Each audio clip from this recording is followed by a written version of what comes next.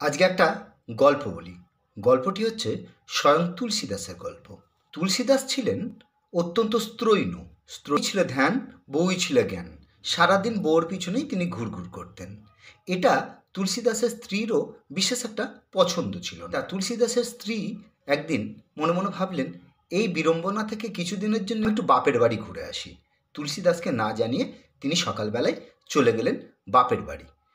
অনেকটাই রাস্তা, নদী পার হতে হয়, খরস্রোতা নদী, নৌকা করে পার হয়ে তিনি তার বাপের বাড়ি পৌঁছালেন। তুলসীদাস বাড়ি এসেই শুনতে পেলেন তার স্ত্রী বাপের বাড়ি চলে গেছেন। তিনি কোনো কথা না শুনে সেই মুখই হাঁটা জুড়লেন শ্বশুর বাড়ির দিকে। অনেকটা রাস্তা, খরস্রোতা নদী, নদীর পাড়ে এসে সন্ধ্যা হয়ে গেল। নৌকা না পেয়ে তিনি মারলেন জলে ঝাঁপ, নদী সাঁতরে পার হয়ে তিনি শ্বশুর বাড়ি পৌঁছালেন। শ্বশুরবাড়ি যখন তিনি পৌঁছালেন তখন প্রায় ভোর হয়।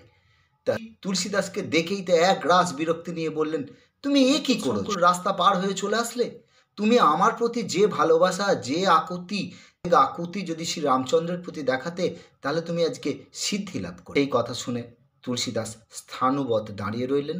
তিনি আর শ্বশুরবাড়ির চৌকাঠ মারালেন না। তিনি সেইখান থেকেই ফিরে আসলেন। ফিরে এসে শুরু করলেন শ্রীরামচন্দ্রের সাধনা, সৃষ্টি করলেন অমর সাহিত্য শ্রী রামচরিতমানস।